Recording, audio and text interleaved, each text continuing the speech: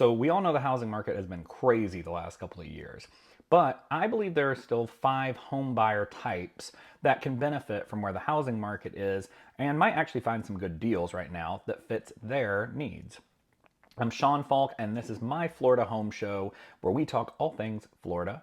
So if you need help moving here, I'm a real estate agent. And if you need a loan, I'm a mortgage lender, and I'll have you here and out in the ocean on cruise ships in no time. So definitely reach out if you need assistance. So before we get started, I do have one honorable mention, and that is foreign investors. And this is where I'm going to ask all my American audience to have some empathy and just think through processes there because it's hard to understand.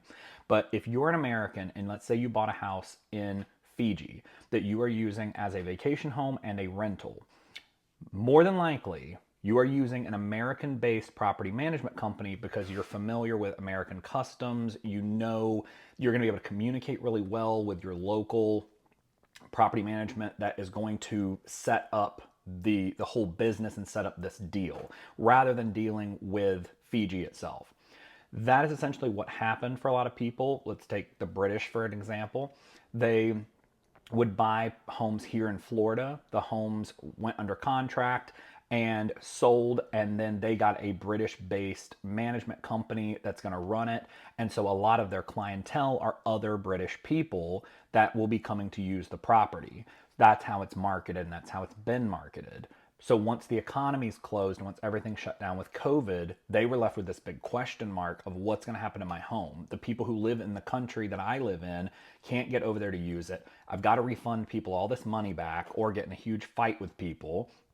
And then I don't have anything really set up for US citizens to start using my home there. So it was a big mess. And we had a lot of foreign nationals have to just sell their properties off.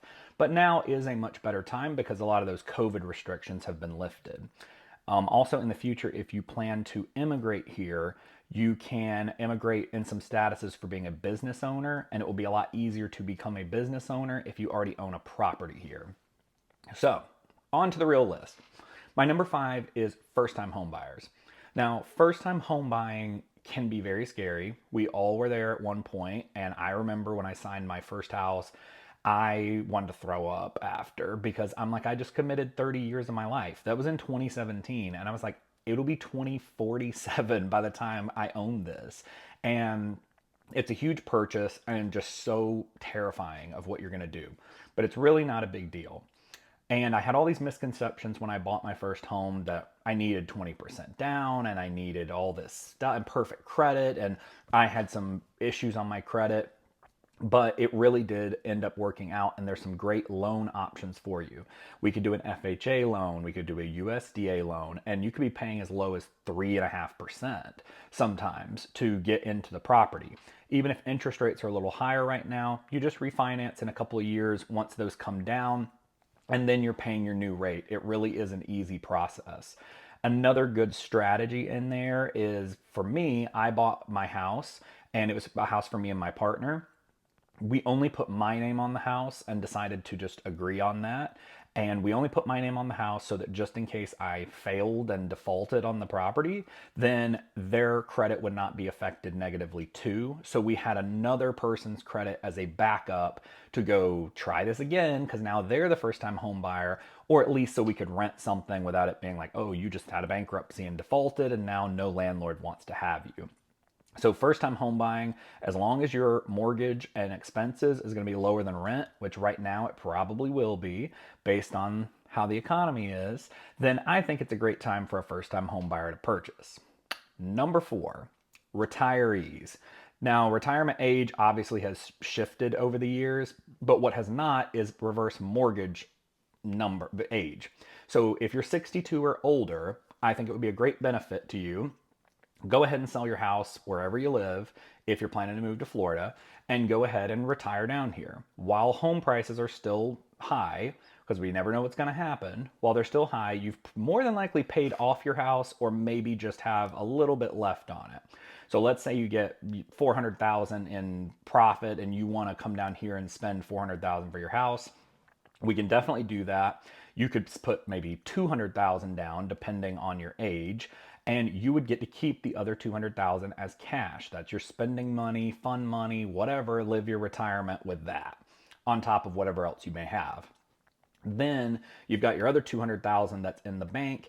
It is accruing interest, and it is, there's taxes and insurance and stuff being put on it, which will need to be paid back when you pass away or if you sell the home. But it is giving you peace of mind that you have several $100,000 here sitting in your bank to go deal with things the way you need to deal with them. It is a fantastic option. It gets a really bad reputation because years ago people didn't understand it well, and they would give their money out to investors to be like, oh yeah, take my other 200,000 and invest it, and then the market crashes and it's a big mess. But definitely retirees, particularly people wanting a reverse mortgage, now's a great time still because you can sell your house there, wherever you may be, for a really good price. Number 3, people who don't want to haggle. The last couple of years, you could not get any deals, essentially. And I don't mean deals as in like, oh, this, I think this house should be worth this because when I bought a house, it was worth X number of dollars. I'm talking statistical facts. The appraiser goes in, says the house is valued at $550,000, and that's the fact. That's what it's valued at. You still would probably end up paying $600,000 for that, maybe $700,000.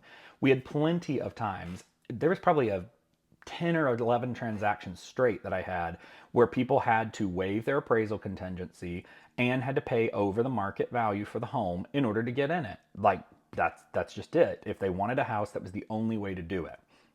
Plenty of my clients were like, I refuse to do that. I won't do it. Let's just go out. We'll try for homes. Very few of them succeeded in what they wanted because there were 30 or 40 other offers on every single house. So we weren't even in the ballpark of being able to do that if you weren't willing to waive rights, pay over asking, pay over appraisal, etc., etc. That is all done now. Haggling is back. It is at least something where you can get a little bit off the cost of the home.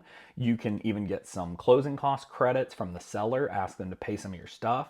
And at this point, if you send an inspector in and they say, hey, there are structural problems in this house, for the most part, the sellers will actually correct those things now. We hit a stretch where people weren't willing to do that.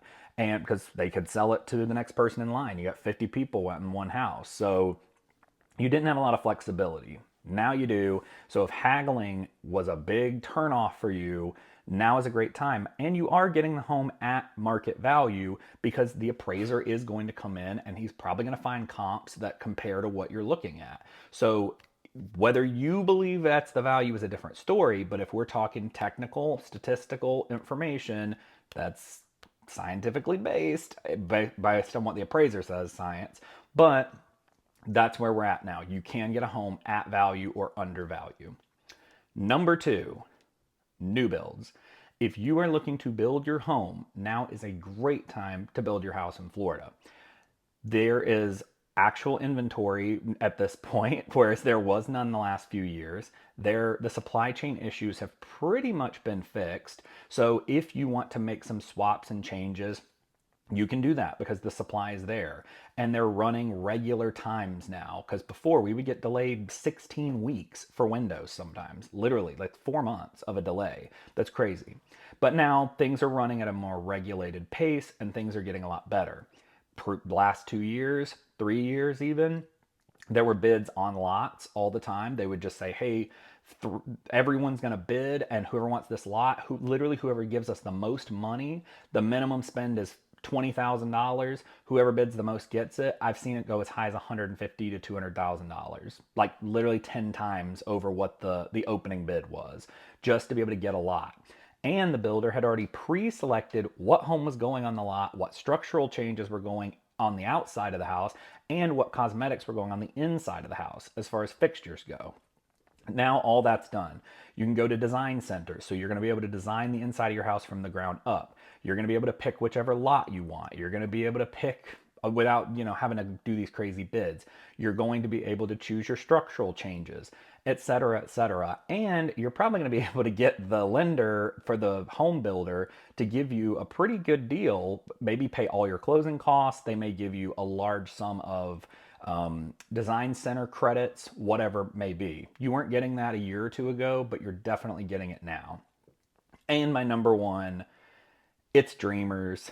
I know that's not a real category. That's the only thing I know to call it. Dreamers. They're people who they just want to move to Florida. That's it. They plan to retire someday, or they want a snowbird for the moment, or they're going to go ahead and move their kids now because they want to be in state whenever they hit college. Whatever that case may be, the state of the housing market is secondary for you.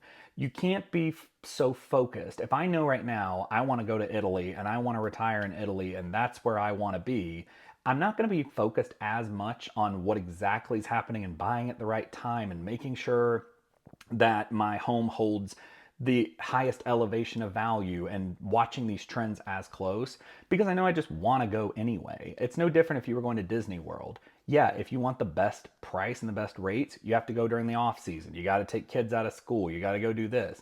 But if you're like, we don't care, we know we're going to Disney in the summer, then you're going to Disney in the summer. That's it. No one's going to be able to convince you otherwise that, hey, go cheaper or go, let's finagle, let's do this. No, they want to be on property and they want to go when they want to go because it's convenient and because it's great. So if you are that person, it is a fantastic thing. Yesterday I woke up, I didn't have anything going on work-wise, went to Epcot. A couple weeks ago, had nothing going on. I found a 3-day cruise, actually a 4-day cruise. So Monday through Friday, I had nothing. I hopped a cruise. They offered deals for locals where they gave free drinks, free Wi-Fi, everything else. I was able to work right on the ship and not miss a beat. So my dreamers, my snowbirds who do still want to commute back and forth for a bit, you're the number one spot. Probably always will be the number one spot. But that is 5 or 6 types of home buyers that I think could greatly benefit right now. And I do think that you should reach out to me, Sean, Sean, at realestateinorlando.com, and I will gladly help you get your credit fixed, get some mortgage stuff going, buy a house, whatever it is you need to do. Till next time.